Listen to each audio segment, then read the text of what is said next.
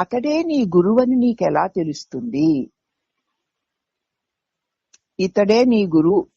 ఎవరో స్వామివారు వచ్చారు, ఇతడే నీ గురువు అని నీకు ఎలా తెలియాలి అన్న అంశాన్ని గురించి చెప్తున్నారు. ఆధ్యాత్మిక పంథాలో గురువు యొక్క స్థానాన్ని పలు కోణాల నుంచి పరీక్షించి వివరిస్తాడు నిసర్గదత్త. ఈ ఆధ్యాత్మిక ప్రయాణంలో గురువు యొక్క స్థానాన్ని అనేక కోణాలలోంచి పరీక్షించి వివరిస్తాడు నిసర్గదత్ గారు. నిసర్గదత్ గారు అంటున్నారు, సత్యము ఎరిగిన నాతో జీవిస్తూ అతడి యొక్క మార్గదర్శకత్వం ద్వారా, సత్యము ఎరిగిన వానితో జీవిస్తూ అతడి యొక్క మార్గదర్శకత్వము ద్వారా నిన్ను రూపొందించే ప్రభావానికైనా లోనవ్వాలి. లేకపోతే అంతర్గురువుని నీలో వెతుక్కుని ఆ వెలుగుని అది నిన్నెక్కడికి తీసుకు వెళ్ళినా అనుసరించి వెళ్ళాలి. రెండు విధానాల్లోనూ నీ వ్యక్తిగత కోరికలను, భయాలను కలగనివ్వకూడదు. సత్యమునెరిగిన వారితో జీవిస్తూ అతడు చెప్పిన మార్గం ద్వారా నిన్ను రూపొందింప చేసుకునే ప్రభావానికైనా నువ్వు లోనై ఉండాలి. అదొకటి. అది నీకు లేదనుకో, అప్పుడు అంతర్గురువుని నీలోనే వెతుక్కుని, ఎవరు అంతర్గురువు? నీలోనే, ఆ నీలోనే ఉన్న వెలుగది, తెలివది. దాన్ని వెతుక్కుని అది నిన్ను ఎక్కడికి తీసుకు వెళ్ళినా అనుసరించిపోవాలి. ఈ రెండు విధానాల్లోనూ నీ వ్యక్తిగత కోరికలు, భయాలు కలుగనివ్వకూడదు. ముఖ్యంగా అది పాటించాలి. గురువుతో సమీపంగా నివసించడం ద్వారా గాని, లేక విచారణ ద్వారా గాని చురుకుగా ప్రయత్నాలు చేస్తూ నువ్వు నేర్చుకోవాలి. ఇక్కడ మొద్దుగా పడుండి సాగినప్పుడు చేస్తాను, ఇష్టమైనప్పుడు చేస్తాను, నాకు ఖాళీ లేదు, నాకు ఒంట్లో వాళ్ళు, నాకు ఇలా తప్పించుకోకూడదు.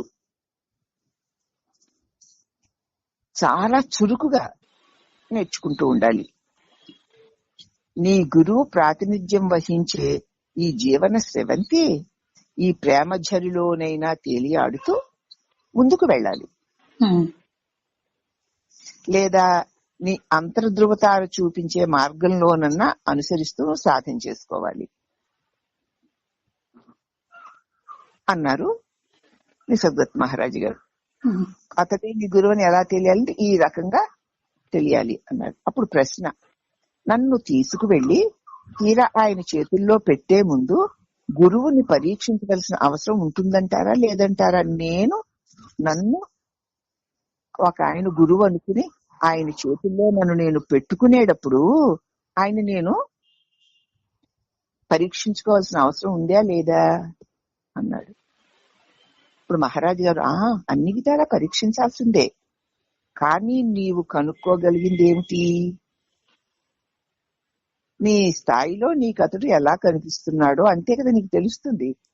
ఎలా తెలుస్తుంది? జ్ఞాని అని ఎలా తెలుస్తుంది?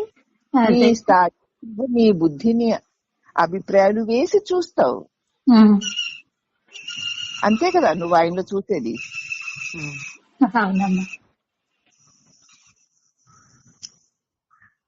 ఆ మనిషి జీవితం పొందికగా ఏ రీతిగా ఉందా, అతడు బోధించే విషయానికి అతడి జీవిత విధానానికి అనుగుణంగా ఉందా లేదా అని చూస్తాను అన్నాడు అతను.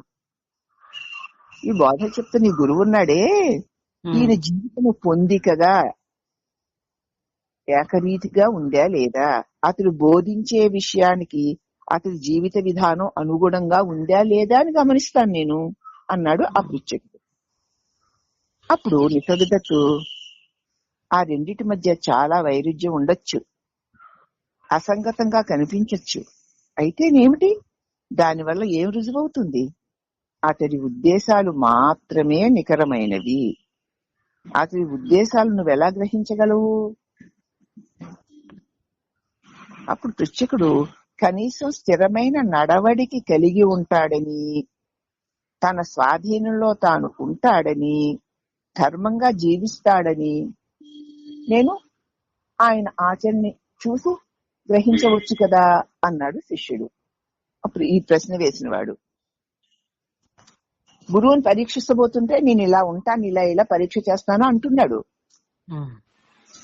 ఇప్పుడు నిసర్గదత్ గారు అన్నారు, అలాంటి వాళ్ళు చాలా మంది కనిపిస్తారు ఈ లోకంలో, కానీ వారెవరు నీకు ఉపయోగపడరు.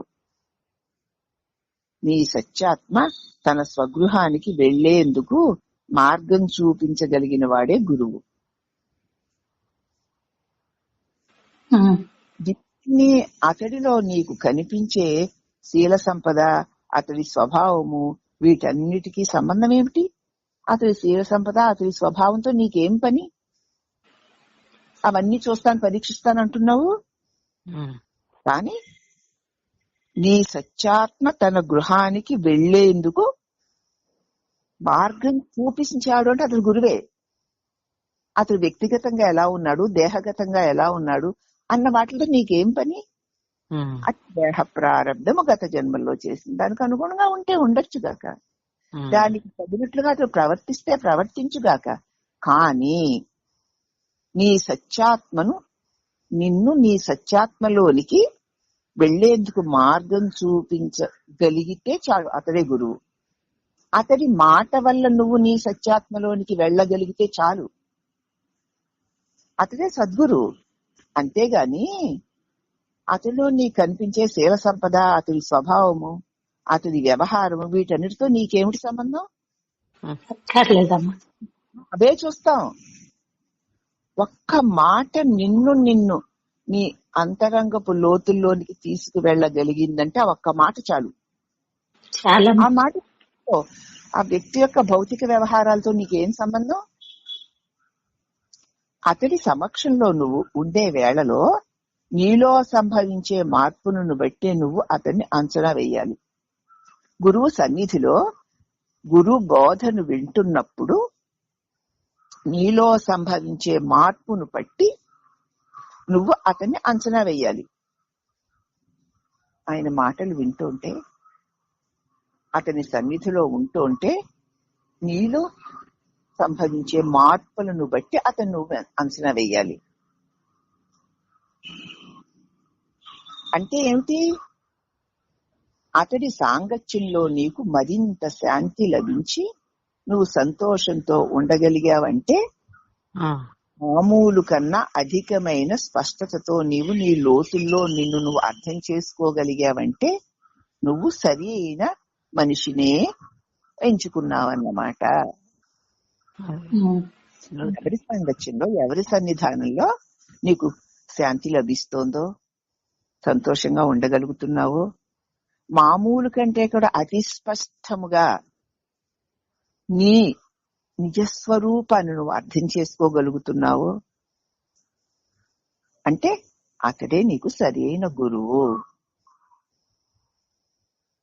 గురువు శిష్యుడు వారిద్దరి మధ్య ఉండే ప్రేమ, విశ్వాసము ఇవన్నీ కలిపి ఒకటే, ఒకే సత్యం. అది వేర్వేరు సత్యాలు కాదు, ఒకదానిలో ఇంకొకటి భాగమే అయి ఉన్నాయి. ప్రేమ, విశ్వాసము లేకుండా గురువు ఉండడు, శిష్యుడు ఉండడు. పరస్పరము గురువు యొక్క సన్నిధానంలో శిష్యుడు పొందే శాంతి, ఇంతకు ముందు తెలియనటువంటి అతి స్పష్టముతో కూడినటువంటి అవగాహన శిష్యుడు కలుగుతూ ఉంటే, శిష్యుడు తన బోధనలోని సత్యాన్ని అవగాహన చేసుకుంటూ ఉంటే, అప్పుడు గురు శిష్యులిద్దరిలోనూ కలిగే ప్రేమ, విశ్వాసము కలిపితేనే గురు శిష్యుడు.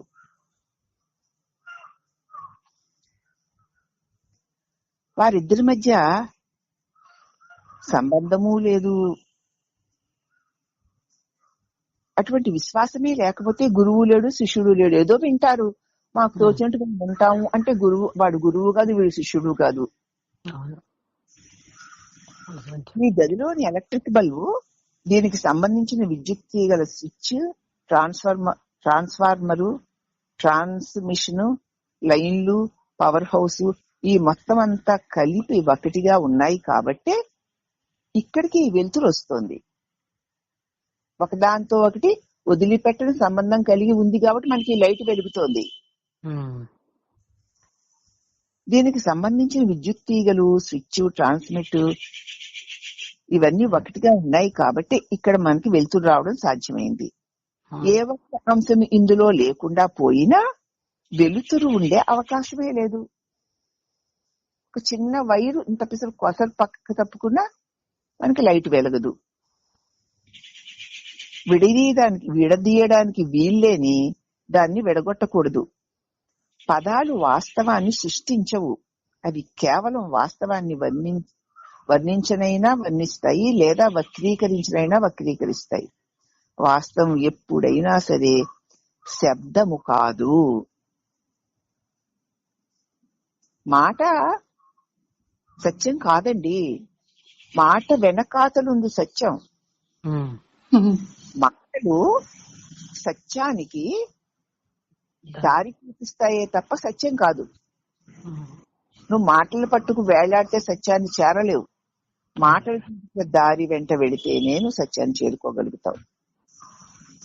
ఈ ప్రపంచంలో ఏవి ఎట్లాగైనా ఉన్నాయో, ఎట్లా అయితే ఉన్నాయో, ఇప్పుడు ఈ ప్రపంచంలో ఏవి ఎలాగ ఉన్నాయో అవి అలాగే ఉన్నాయి, ఉంటాయి.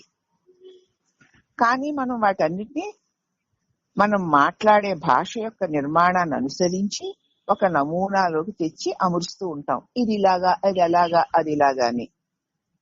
ఈ అలవాటు మనలో ఎంత బలంగా పాతుకుపోయిందంటే దేనినైనా సరే మనం మన మాటల్లోకి విడిచేస్తున్నాం.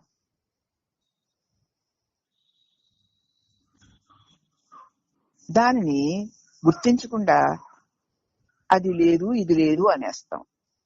కాబట్టి పదాలు కేవలం మన జీవితాల్లో పునరావృతం అవుతూ ఉండే అనుభవాలకి సంకేతాలు.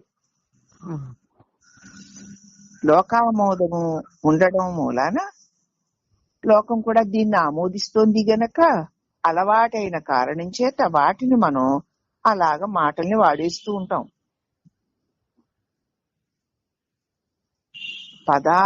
పదాలు అంటే మాటలు అనేవి ఇంతంత మాత్రమైనవే అని గ్రహించడానికి నిరాకరిస్తాం. మాటల్ని పట్టుకు వేలాడతాం.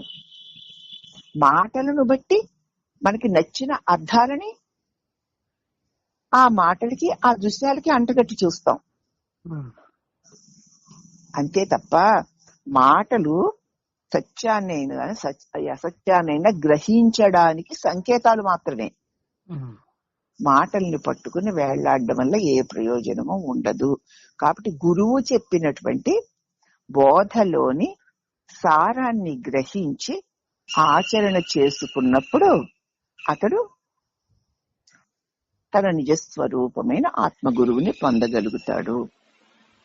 ఏ గురువైతే తన మాట వల్ల నీ లోపల నీ ఆత్మస్వరూపాన్ని చూపించగలడో అతడే నీ గురువని తెలుసుకో. అతడి బాహ్య వ్యవహారాలతో నీకేమీ పని లేదు అని ఇక్కడ మహారాజు గారు చెప్పారు.